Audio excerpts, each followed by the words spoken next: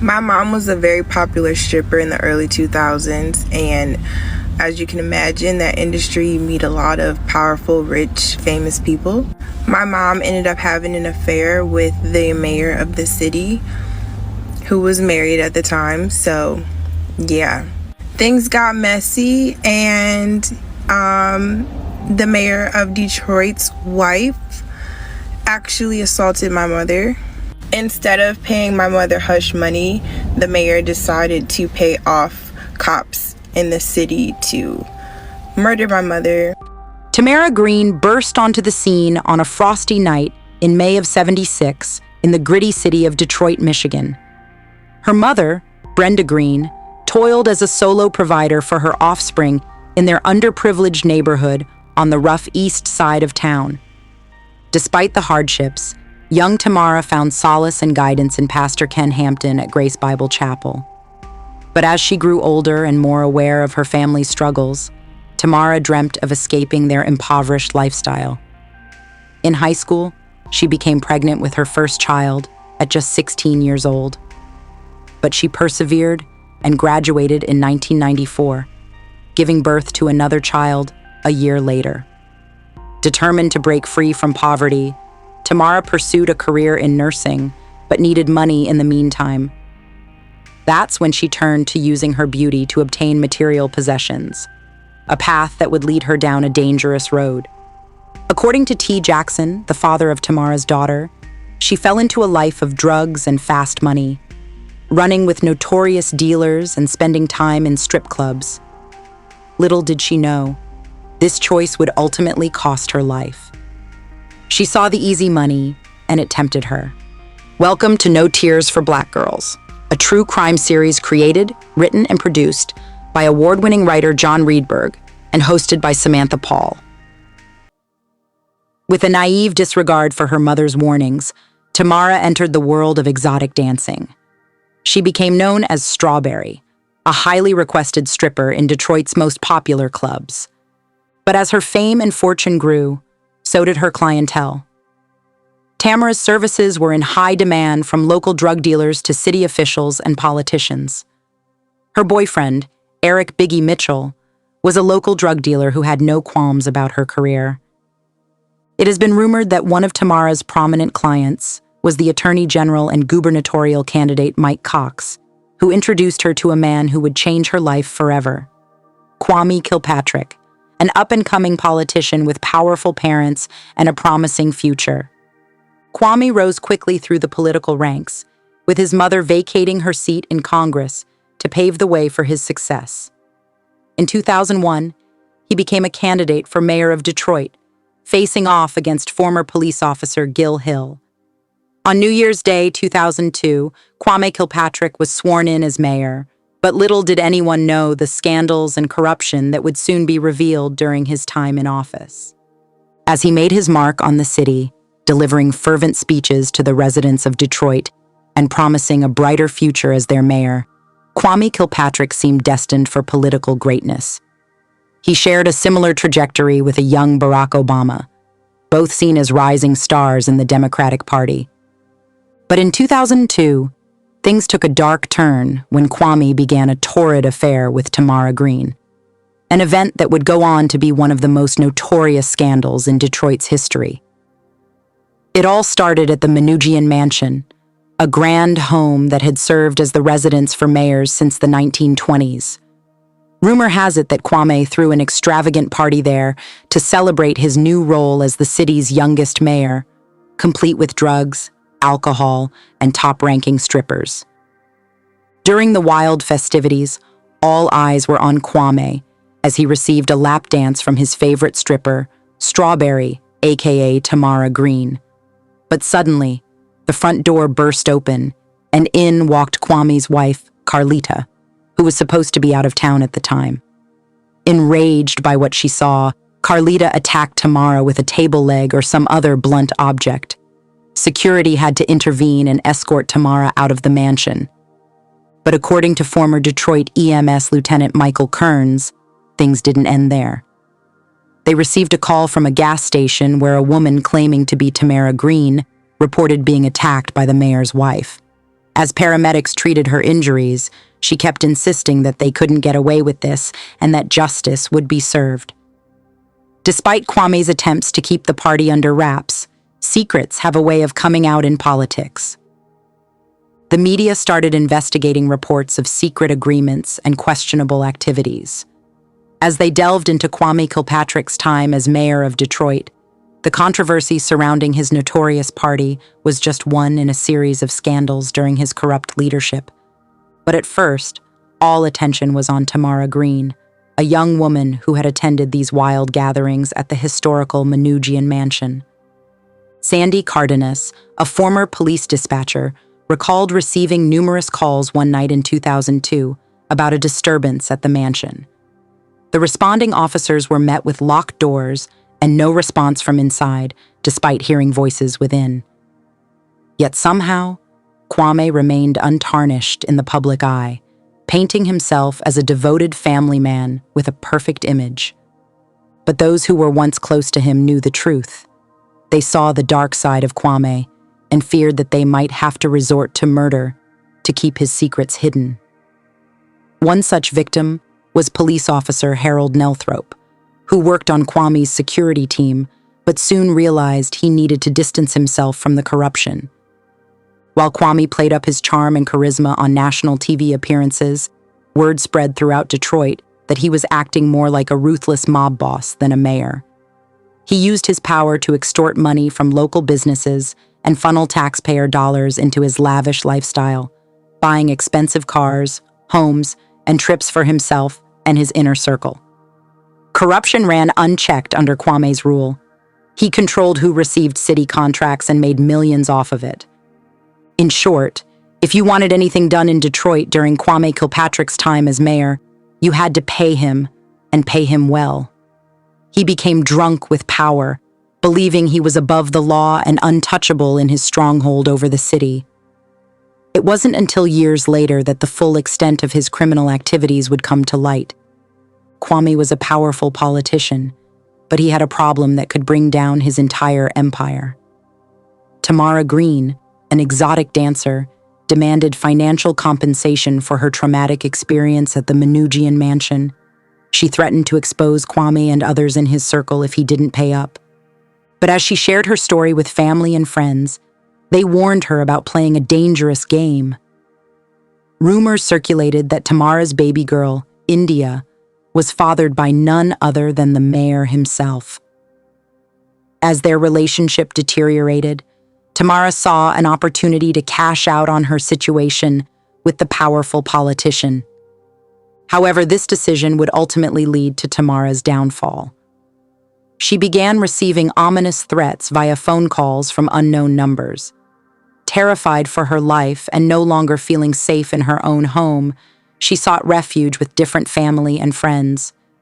Even the father of her child recalls being awoken multiple times by Tamara seeking a safe place to stay. Her pastor also received an urgent call from Tamara, expressing how terrified she was and desperately needing to meet with him. Despite his suggestion to involve the police, Tamara refused, claiming that those threatening her had control over law enforcement. But even with all of this turmoil in her life, Tamara stayed focused on providing for her children. She opened up a boutique dedicated to exotic dancer attire and continued to make money through private parties with her boyfriend Eric Biggie Mitchell by her side. Little did she know, these ventures would ultimately lead to her tragic demise. In the spring of 2003, Tamara had a job working parties in Southfield, Michigan. But on this particular night at the Residence Inn Hotel, things took a dangerous turn. A short man with a dark past and violent tendencies set his sights on Tamara, and when she rejected him, he flew into a rage. Her boyfriend, Eric Mitchell, came to her rescue, but it was too late. The police were called, but no one was arrested and no report was filed. Tamara's ex-boyfriend, Ernest Flagg, would later recall how she showed up at his door in the middle of the night, shaking with fear and claiming to have been followed by an ominous van. She confided in her mother about her fears and premonitions, but sadly, they would come true on April 30th. Leaving work at a club in the early hours of the morning with Eric Mitchell, they pulled over to talk when a suspicious vehicle approached them. Before they knew what was happening, gunshots rang out, and both were hit multiple times. Eric survived, but Tamara was pronounced dead at the scene. Rumors began to spread about who could have been behind the vicious attack, but it became clear that Lil D, a notorious drug dealer with a long-standing grudge against Eric Mitchell, was responsible for Tamara's death. They were locked in a bitter feud, each one determined to take down the other. And in a cruel twist of fate, the Red King finally got his chance to strike at his rival. But instead of killing him, he took the life of an innocent woman, Tamara Greene. The murder seemed like a textbook case of Detroit street violence gone too far, and lead detective Mike Carlisle was quick to point the finger at the Red King. With evidence from an informant who claimed the shooter had confessed during their time in prison, and testimony from witnesses who saw a white Chevy Trailblazer, matching the description of the Red King's girlfriend's car, at the scene of the crime, it seemed like an open and shut case. But despite all this, Derek King was never charged with Tamara's murder. As Detective Carlisle continued to pursue the Red King on other charges, Derek maintained his innocence and even passed a lie detector test proclaiming it. Meanwhile, Sergeant Marianne Stevenson took over the investigation and began uncovering new evidence that pointed towards a larger conspiracy involving high-ranking officials in the city. But as she reported her findings to her superiors, things only seemed to get more complicated and suspicious. When she went to review the homicide file on Tamara Greene's case, she discovered key pieces of evidence were missing, including a videotape that showed Mayor Kilpatrick's personal protection unit and Detroit police officers attending Tamara's funeral, despite denying any knowledge of her or involvement in her death. It became clear that there was more at play here than just a simple street beef turned deadly. And as Sergeant Stevenson delved deeper into the case, she realized she might be up against powerful forces that wanted to keep the truth buried. Sergeant Stevenson's accusations fell on deaf ears as she was abruptly reassigned to Precinct 9, known for housing officers who had fallen out of favor. Her superior, Lieutenant Jackson, suffered the same fate and was sent to a different precinct. In their place came Lieutenant Alvin Bowman, who took command of Squad 8 Homicide Unit with gusto. He too would be met with resistance from those in power, but it only fueled his determination to solve the Tamara Greene case. Despite subtle warnings from superiors not to dig too deep, Lieutenant Bowman persevered and unearthed new evidence surrounding Tamara's death. The local news caught wind of the story, and it gained momentum, prompting the Michigan State Police to get involved. In a meeting on March 9, 2004, with the commander of his unit present, Lieutenant Bowman shared his findings, including evidence that pointed to the Manoogian Mansion party being real and another stripper who had been murdered in similar circumstances in Georgia. Text messages between Kwame Kilpatrick and his executive protection unit on the night of Tamara's murder were brought to light, along with information about the bullets used being linked to the Detroit Police Department. But just one day later, Lieutenant Bowman was relieved of his duties by those in power who saw him as a threat. The Michigan State Police's investigation into the case was also shut down by Attorney General Mike Cox at the behest of Mayor Kilpatrick. It was eventually transferred to a cold case homicide unit led by Sergeant Odell Gabo, but he too faced pushback and was unable to solve the Tamara Greene puzzle. The year was 2005, and the city of Detroit was embroiled in a scandal involving its mayor, Kwame Kilpatrick. A former police officer, Lieutenant Alvin Bowman, had come forward with accusations of corruption and a cover-up in the investigation of Tamara Greene's murder. As if that wasn't enough, the family of Tamara Greene had also filed a massive lawsuit against the city and the mayor himself, seeking justice for their loved one's death. Meanwhile, the mayor's political career was on shaky ground as he faced numerous allegations of cheating and low approval ratings. Despite this, he managed to win re-election in November of 2005, but not without controversy and accusations of voter fraud. But this was just the beginning of Kilpatrick's troubles.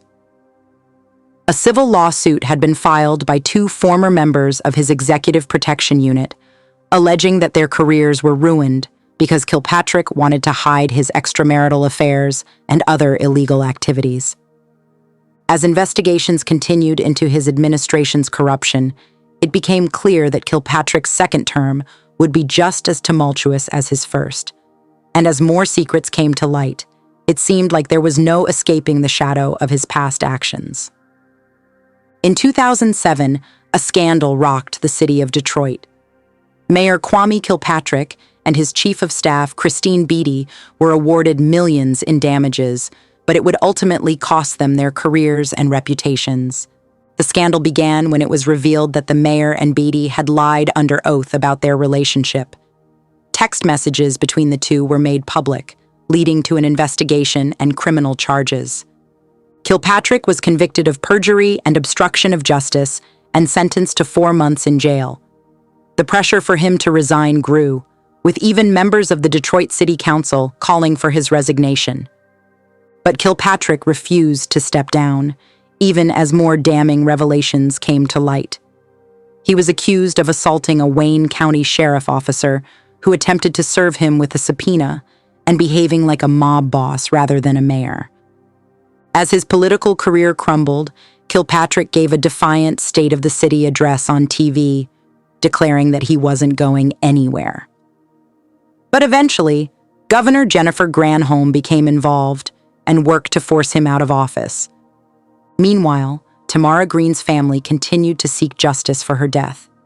Their lawyer claimed to have evidence that Kilpatrick ordered her murder and covered it up later. In late 2011, Judge Gerald Rosen ruled in favor of the city, and all accusations against Kilpatrick were dropped. Despite being found innocent, both Kilpatrick and Beatty's reputations were tarnished forever, and the pain caused by their actions would never be forgotten by those affected. The case of Tamara Greene had finally received some semblance of justice in 2013, albeit indirectly.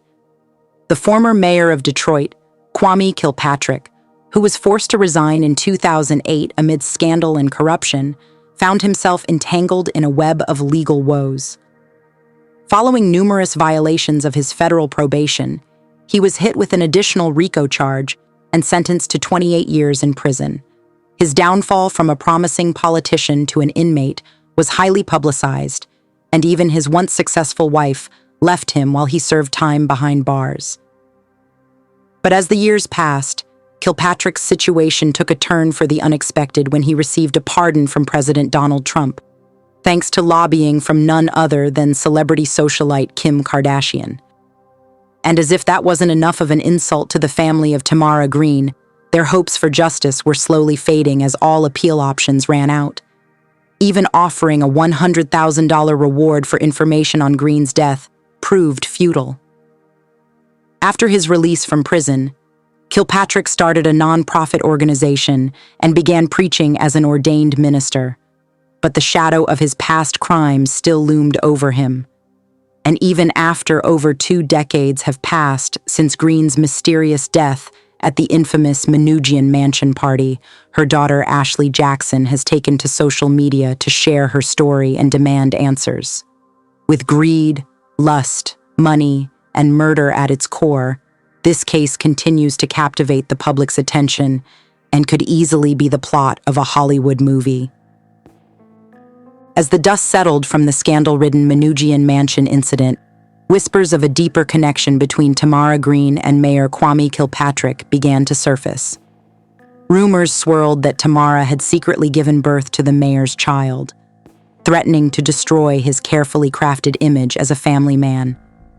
And when Tamara was brutally murdered in a drive-by shooting, many suspected it was not just a random act of violence, but rather a targeted hit orchestrated by the powerful politician. But for Tamara's daughter Ashley, the truth behind her mother's death would remain elusive. She lived with the constant reminder of her loss, bombarded by media attention and false promises from journalists eager for a story. While her siblings were dispersed amongst different relatives after their mother's passing, Ashley struggled to make ends meet and cope with the knowledge that her life could have been so much different if her mother were still alive. The circumstances surrounding Tamara's death are shrouded in mystery, with various theories circulating throughout Detroit. Some point to the infamous party at the Manoogian Mansion as a possible motive, while others believe it was related to the ongoing feud between Eric Mitchell and the Red King gang.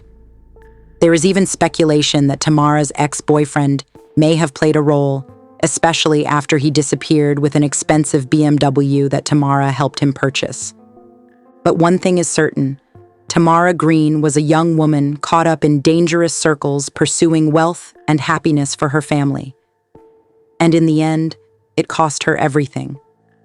The case remains unsolved, leaving behind grieving loved ones and a city haunted by yet another senseless tragedy. Rest in peace, Queen Tamara Greene, gone too soon at just 27 years old. Thank you for listening to No Tears for Black Girls. Please download the Alive Podcast app and follow us on all major podcast platforms to stay updated with our latest content. If there is a topic or true crime case that you would like us to cover, please send us an email at notearsforblackgirls@gmail.com or visit our website, notearsforblackgirls.com, and leave us a voice message through our contact page. And always remember, stay loved, stay blessed, and be safe.